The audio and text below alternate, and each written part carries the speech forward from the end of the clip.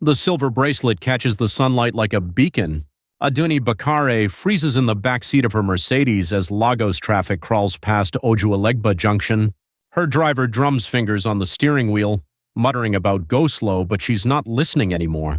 That bracelet, on the wrist of a teenage boy selling phone cards between the cars. Her throat closes. 12 years of searching, 12 years of private investigators and dead ends, and there it is. The twisted silver band she and Afua designed together, engraved with tiny symbols only they would recognize. Stop the car. Ma, we cannot stop here. Traffic willa. Stop the car now. The Mercedes lurches to a halt. Horns blare behind them as Aduni throws open the door and steps into the chaos of Lagos traffic. The boy is 3 cars ahead, tapping on a Danfo bus window, trying to make a sale. Coffee Mensa sees the expensive woman approaching and his survival instincts kick in. Rich people in traffic usually mean trouble. He pockets his phone cards and starts moving toward the median strip. Wait, her voice cuts through the engine noise. The bracelet. Where did you get it? He glances down at his wrist. His mother's bracelet, the one she never takes off except to let him wear it on special occasions. Today felt special because he'd saved enough money to buy new shoes. I don't know what you're talking about. Aduni steps closer. The traffic light changes and cars start honking aggressively. Her security detail emerges from the trailing SUV, black suits looking absurd in the afternoon heat. That bracelet belonged to someone I knew, someone important. Kofi backs toward the roadside. This woman's eyes are too intense, too desperate. Her hands shake as she reaches into her purse. I'll give you 50,000 naira for information about where you got it. 50,000. More than he makes in 3 months selling phone cards. But his mother's warnings echo in his head. Never trust anyone who asks too many questions. Never give real names or addresses. My grandmother gave it to me before she died. Don't lie to me. Aduni's voice cracks slightly. I helped design that bracelet. Those symbols, the way the silver twists. There were only 2 ever made. The security men flank him now. Coffee measures the distance to the nearest escape route. A gap between 2 buses, maybe. Or the drainage canal if he's desperate. Look, lady, I don't want any trouble. Neither do I. I just need to know about the person who gave this to you. Was it a woman? About my age? Maybe a little shorter? Something in her tone makes him pause. Not threatening exactly. More like pleading. Maybe. Aduni pulls out her phone and scrolls to a photo. Her hands tremble as she shows him the screen. 2 young women grinning at a computer, arms around each other's shoulders. One of them looks exactly like his mother, just younger and happier than he's ever seen her. This woman. Efua. Is she alive? Coffee stares at the photo. His mother and this rich woman looking like best friends. His mother never mentioned knowing anyone with money. Never mentioned having friends at all, really. I don't know anyone named Efua. But you recognize her face. Traffic starts moving again. The security men look nervous about standing in the road.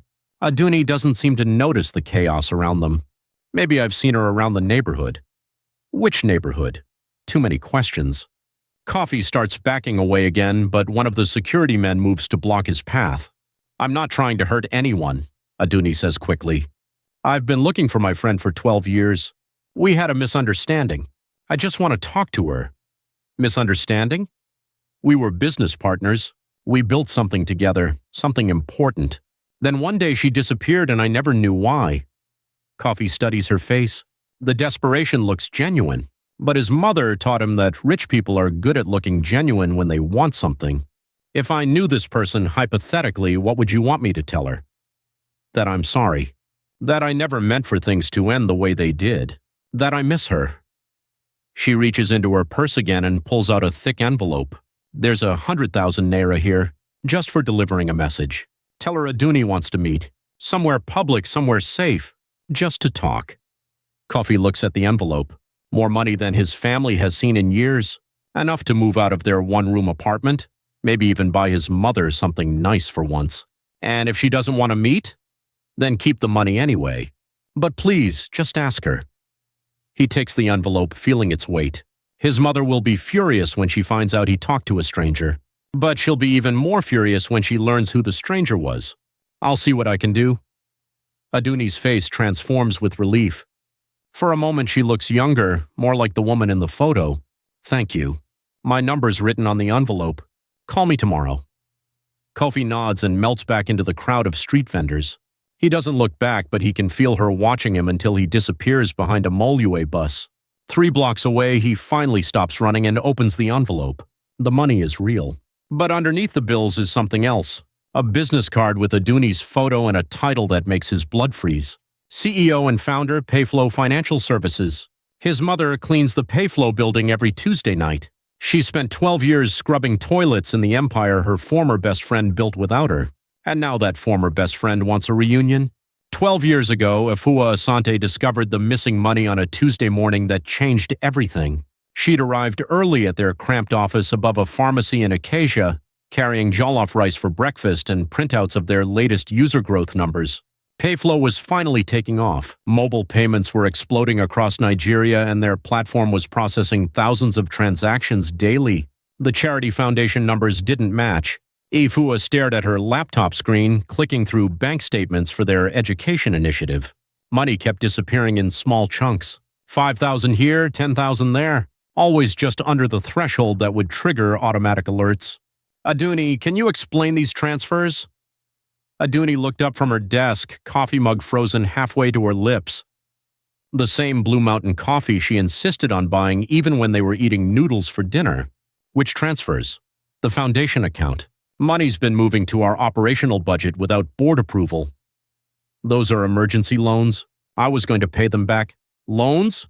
We agreed never to touch foundation money. Aduni set down her mug too hard. Coffee splashed onto the financial report spread across her desk. We were 3 weeks from bankruptcy, Afua. 3 weeks. The foundation money was just sitting there while our core business died. That money belongs to the kids we're supposed to be helping. What kids? We can't help anyone if the company collapses. Afua's fingers flew across her keyboard, pulling up more statements. The transfers went back 6 months. Hundreds of thousands of naira, all moved without her knowledge. You've been lying to me for half a year. I've been saving our company. By stealing from children's school fees? Aduni stood up, her chair rolling backward into the wall. Her hands pulled at her left earlobe, the nervous tick that appeared whenever she felt cornered. Don't you dare call me a thief. Everything I did was for us. For Payflow. For Payflow or for your ego? My ego? I'm the one working 18-hour days while you play social justice warrior with our charity projects. Afua started copying files to a flash drive. Bank statements, email chains, board meeting minutes, evidence of every unauthorized transfer. What are you doing? Documenting this. The board needs to know. Afua, stop. We can fix this quietly. Fix what? Your lies or your theft? Aduni moved around the desk, reaching for the laptop. Afua slammed it shut and clutched it against her chest. Give me the computer. No. I said give me the computer. Or what? You'll steal it like you stole everything else? Aduni's face went cold. The woman who'd shared midnight coding sessions and celebrated their first million naira month disappeared behind a mask Afua had never seen before. You have no idea what I've sacrificed to build this. What I've had to do to keep us alive. Apparently that includes becoming a criminal. Get out. This is my office too. Not anymore. Security will escort you out in 10 minutes. Afua grabbed her flash drive and laptop bag. Her hands shook as she stuffed papers into folders, trying to take everything that proved what Aduni had done. The board will hear about this. The board answers to me now. Majority shareholder, remember? Since when? Since I filed the paperwork last week. Funny how much easier legal processes become when you have the right connections. Afua stared at her former best friend, the woman who'd slept on her couch during their first year, who'd cried on her shoulder when venture capitalists called their idea naive, who'd promised they'd always be equal partners no matter how big Payflow became. You planned this. I planned to survive. With or without you. Security guards appeared in the doorway. Not the friendly building guards they knew, but professional men in black uniforms with serious faces. Ma'am, we need you to leave the premises. Afua clutched her laptop bag tighter. The flash drive felt hot in her palm. This isn't over. Yes, it is. Present day. Afua arranges her cleaning supplies in perfect rows inside the supply closet on the 15th floor of Tiamiyu Tower. Spray bottles organized by chemical type, microfiber cloth stacked by color. Everything in its place, everything under control. The Payflow logo gleams from the glass doors 20 meters away. She's been cleaning this building for 8 years. Every Tuesday night, she mops the floors of companies that do business with her former best friend's empire. The irony tastes like bleach and broken dreams. Her phone buzzes. A text from Coffee saying he'll be late for dinner. Again, the boy is 16 but acts like he's 25, carrying responsibilities no teenager should bear. Footsteps echo in the hallway. Afua checks her watch. 9:30 p.m. Most office workers left hours ago, but sometimes the ambitious ones stay late to impress their bosses. The footsteps stop outside the supply closet. "Mama?" Coffee's voice, but strained. Nervous. She opens the door to find her son standing in the hallway, still wearing the silver bracelet she'd given him that morning. His face looks pale under the fluorescent lights. "What are you doing here? How did you even get past security?" "I told them I was your son." "Mama, we need to talk. Not here. Wait until I finish work." "It can't wait." He pulls an envelope from his jacket pocket, thick with cash, more money than they've seen in months. "Where did you get that?" "A woman gave it to me. She saw the bracelet and asked questions." Afua's spray bottle slips from her hand, clattering on the tile floor. Chemical smell fills the air. "What woman?" Coffee pulls out a business card and holds it up. Aduni's face smiles from the glossy surface, older but unmistakable. "She says her name is Aduni Bakare. She says you used to be friends." The hallway tilts sideways. Afua grabs the doorframe to steady herself. "She wants to meet with you. Tomorrow. She says she's sorry and wants to explain. We're leaving. Tonight." "Mama, there's 100,000 naira here." "I don't care if there's 1,000,000. We're leaving right now." "She knows where we live." Aduni paces her penthouse office at 3 a.m., phone pressed to her ear. "I don't care what it costs. Find her." The private investigator's voice crackles through the speaker. "Ma, we've been searching for 12 years. One boy with a bracelet doesn't mean it. It means she's alive and she's in Lagos. The boy knew her face. Even if we locate her, what then? You said she took evidence." Aduni stops pacing. Through the floor-to-ceiling windows, Lagos sprawls below like a circuit board, millions of lights pulsing in the darkness. "She's my friend. We just need to talk." Friends don't usually require private security teams. Just find her. She hangs up and opens her laptop. The Payflow dashboard shows real-time transactions flowing across West Africa. Millions of naira moving through her systems every minute.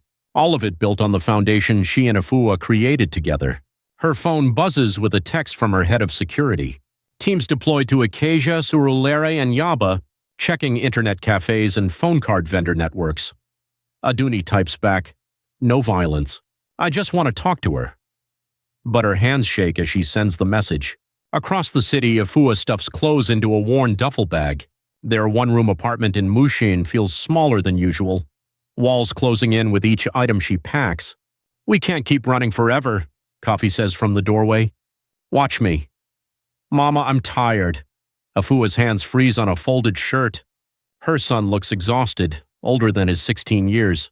Dark circles under his eyes from too many late nights selling phone cards to help pay rent. "I know, but she's dangerous." She didn't seem dangerous. She seemed sad. Rich people are good at seeming harmless. Coffee sits on their shared mattress, the envelope of cash beside him. What if she really just wants to apologize? Then she can do it from a distance. What if the money could change our lives? Afua stops packing. The 100,000 naira represents 6 months of her cleaning salary, enough to move somewhere better, maybe even send Coffee to a proper school instead of the overcrowded public classrooms he's been skipping. Money always comes with strings attached. Everything comes with strings attached.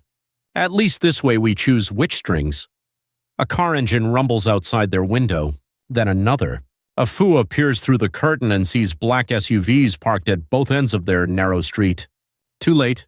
Coffee joins her at the window. Men in dark clothes stand beside the vehicles, talking into earpieces. A back exit? Blocked. They watch as one of the men approaches their building, speaking to the night security guard. Money changes hands. The guard points toward their window. "The roof," Afua whispers. They grab their bags and climb the narrow staircase to the building's top floor. The roof access door is rusted shut, but Coffee kicks it open. Hot night air hits their faces as they emerge onto the flat concrete surface. Lagos spreads around them in all directions. Too far to jump to neighboring buildings. Nowhere to run except down. There. Coffee points to a maintenance ladder leading to the building next door. The gap between structures is maybe 2 meters. I can't make that jump. You have to. Footsteps echo in the stairwell below. Heavy boots climbing toward the roof. Coffee goes first, leaping across the gap and landing hard on the adjacent roof. He turns back, arms outstretched. Throw the bags. Efua tosses their belongings across. The duffel bag lands safely, but her laptop case catches the edge and tumbles into the alley below. 12 years of evidence scattered across broken concrete. Mama, jump! The roof access door bursts open behind her. 2 security men emerge, scanning the darkness. Efua backs toward the edge, calculating the distance. Too far. But the alternative is facing Aduni after 12 years of hiding. She runs and leaps. Her feet hit the opposite roof, but her momentum carries her forward. She rolls, scraping her palms on rough concrete. Coffee helps her up as shouts erupt from the building behind them. They run across 3 more rooftops before finding another staircase. The building is older, shabbier, with broken locks and sleeping homeless people in the corridors. We need to get to the bus station, Efua pants. With what money? You just threw our savings off a roof. She checks her pockets. 3,000 naira and some coins. Not enough for bus tickets to anywhere safe. The flash drive. What? In the laptop case. Everything I saved from Payflow. Bank records, emails, board meeting transcripts. The evidence against Aduni? It's all gone. They reach the street level and peer through a cracked window. The black SUVs have multiplied. At least 6 vehicles now, with men positioned at every intersection. She really wants to talk, Coffee mutters. Efua's phone buzzes, unknown number. Don't answer it. But she's already swiping to accept the call. Hello, Efua? Aduni's voice exactly the same after 12 years.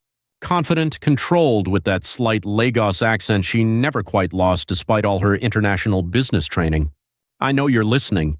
I just want 5 minutes. Somewhere public, somewhere safe. I have nothing to say to you. I think you do. I think you've had 12 years to think about what you wanted to say. Efua watches through the window as more security teams arrive. They're not searching randomly anymore. They're setting up a perimeter. Call off your dogs. Meet me tomorrow. Noon. The food court at Palms Mall. Public, crowded, safe. And if I refuse? Then we keep playing hide and seek. But Efua, I have a lot more resources than you do. The line goes dead. Coffee stares at his mother. What do we do now? Before she can answer, her phone buzzes again. This time it's a text message with a photo attachment. The image shows Coffee talking to Aduni in traffic, accepting the envelope of cash. But it's not taken from street level. The angle is wrong, too high. Someone was watching from above. Someone with professional equipment and perfect positioning. The message below the photo reads, "Your son made a choice. Now you make yours." The Palms Mall food court buzzes with lunchtime crowds. Families sharing plates of rice and stew. Business people grabbing quick meals between meetings. Teenagers clustering around bubble tea stands. Efua sits at a corner table, back to the wall, eyes scanning every entrance. She arrived an hour early to study the terrain. 3 exits, security cameras in obvious positions. Mall guards who look bored rather than threatening. Coffee fidgets in the chair beside her, still wearing the silver bracelet that started everything. You didn't have to come. Yes, I did. This is about me too now. At exactly noon, Aduni appears at the main entrance. She's alone, no security detail visible, wearing a simple blue dress that probably costs more than Efua makes in 6 months. She scans the crowd until her eyes find Efua's table. The walk across the food court takes forever, every step measured, careful. Other shoppers glance at Aduni with recognition but don't approach. Rich people carry invisible barriers that keep ordinary folks at a distance. She stops 3 feet from their table. Hello, Efua. Aduni. May I sit? Efua nods toward the empty chair. Aduni settles gracefully, placing her designer handbag on the table between them like a neutral zone. You look good. I look tired. We both look older. Kofi watches this careful dance of politeness, recognizing the tension underneath. These women are circling each other like fighters waiting for an opening. This is Coffee, Afua says. We've met. Thank you for wearing the bracelet yesterday. Coffee touches the silver band on his wrist. My mother never told me she used to know billionaires. I wasn't a billionaire when we were friends. Were we friends? Afua's voice carries 12 years of accumulated bitterness. Friends don't steal from each other. Aduni's composed facade cracks slightly. Her hand moves toward her left earlobe, then stops. I borrowed money from the foundation. I was going to pay it back. With what? The company was hemorrhaging cash. The company was growing. Growing companies need capital. Growing companies don't need to rob charity funds. A family at the next table glances over, attracted by the rising tension. Aduni lowers her voice. We were 3 weeks from bankruptcy. 3 weeks, Afua. I had vendors threatening to cut our internet connection. Our office rent was overdue. The foundation money was just sitting there. Sitting there for the kids we promised to help. What kids? We couldn't help anyone if Payflow collapsed. Coffee leans forward. What exactly happened 12 years ago? Both women turn to him, remembering he's there. Afua's jaw tightens. Your mother discovered some financial irregularities and decided to destroy our partnership instead of working through them. I discovered theft and tried to report it to the board. The board that I controlled. Since when? Since I filed the paperwork 3 days before you found the transfers. Afua stares across the table. You planned it. The whole thing. I planned to survive, with or without you. And you chose without. Aduni pulls out her phone and scrolls to a photo. The screen shows a newspaper clipping from 8 years ago. Payflow's IPO announcement, with Aduni smiling beside a massive check made out to the Children's Education Foundation. I paid it back. Every naira I borrowed plus interest, plus another 50 million for good measure. Afua studies the image. Guilt money. Responsibility money. I built something bigger than either of us imagined. Big enough to help thousands of kids instead of dozens. Built on stolen foundations. Built on necessary compromises. Coffee interrupts. Can we focus on right now instead of 12 years ago? Both women look at him again. He's tired of being a spectator in their drama. What do you want from us? He asks Aduni. I want to make things right. How? Aduni reaches into her handbag and pulls out a folded document. Legal letterhead, multiple pages, official seals, partnership agreement, 50-50 split of Payflow retroactive to the founding date. Your mother gets half of everything. Afua doesn't touch the papers. Why? Because I was wrong. Because I've spent 12 years building an empire that feels empty without the person who helped create it. You threatened me. You had security throw me out. I was scared.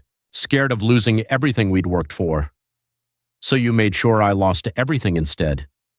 Kofi picks up the contract and flips through the pages. Numbers with lots of zeros. Legal language that basically says his mother would become one of the richest women in Africa. This is real? My lawyers drew it up this morning. Afua finally speaks. What's the catch? No catch. Just sign and everything changes. There's always a catch with you. Aduni's careful composure finally breaks. Her voice rises enough to attract attention from nearby tables. The catch is that I've been miserable for 12 years. The catch is that I built something amazing and had no one to share it with. The catch is that I miss my best friend and I'm tired of pretending I don't. Your best friend died the day you chose money over integrity. I chose survival over principle. Same thing. Coffee watches his mother's face. She's staring at the contract like it might explode. More money than she could spend in 10 lifetimes, offered by the woman who destroyed her previous life. I need time to think. How much time? I don't know. Aduni stands up, leaving the contract on the table. Keep the papers. My number's on the last page. She walks 3 steps away, then turns back. Afua, I really am sorry. Sorry doesn't give me back 12 years. No, but maybe it gives us the next 12. Aduni disappears into the crowd, leaving mother and son alone with a contract that could change everything. Coffee stares at the legal documents. Are you actually considering this? I don't know. It's everything we've ever needed. It's everything she took from us in the first place. Does that matter now? Before Afua can answer, her phone buzzes. Text message from an unknown number. Check your email. You'll want to see this before you sign anything. She opens her email app. New message with a video attachment. The preview frame shows Aduni in what looks like a boardroom speaking to several men in suits. Afua taps play. Aduni's voice fills their corner of the food court through the phone's tiny speaker. Find Afua Asante, whatever it takes. She has information that could destroy everything I've built. The timestamp shows yesterday's date, 2 hours before their reunion. Afua stares at her phone screen as the video loops. Aduni's voice echoes through the food court. Find Afua Asante, whatever it takes. So much for just wanting to apologize, Coffee mutters. Afua screenshots the video timestamp and forwards it to 3 different email addresses, backup copies just in case. 12 years of hiding taught her to never trust a single storage location. We need to leave. Now. They stand up, abandoning the partnership contract on the table. As they walk toward the exit, Afua spots 2 men in casual clothes speaking into earpieces near the entrance. Not mall security. Too well-dressed, too alert. Other exit.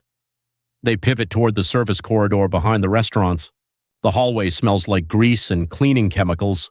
Familiar scents from Afua's night shift world. Her phone rings. Aduni's number. Answer it, Kofi says. Let her know we saw the video. Afua swipes to accept. Enjoying your performance? What performance? The boardroom meeting yesterday. Very convincing. Silence on the line. Then Aduni's voice, harder now, stripped of its earlier warmth. Where did you get that? Does it matter? The whole city's about to see it. Afua, wait. You don't understand the context. I understand perfectly. You wanted to make things right by destroying me first. They reach the service exit.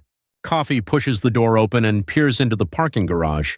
More men in dark clothes positioned between the concrete pillars. We're surrounded, he whispers. Afua keeps talking, buying time. How many people are you paying to hunt us down? It's not what you think. Then explain it. Not over the phone. Meet me tonight. Alone this time. So your security team can finish the job. So we can finish this conversation without an audience. Coffee spots a maintenance stairwell leading to the upper parking levels. He tugs his mother's sleeve and points. Where? Afua asks into the phone. The Payflow building. Top floor. Midnight. Your territory, your rules? Neutral ground. Just you and me. And if I refuse?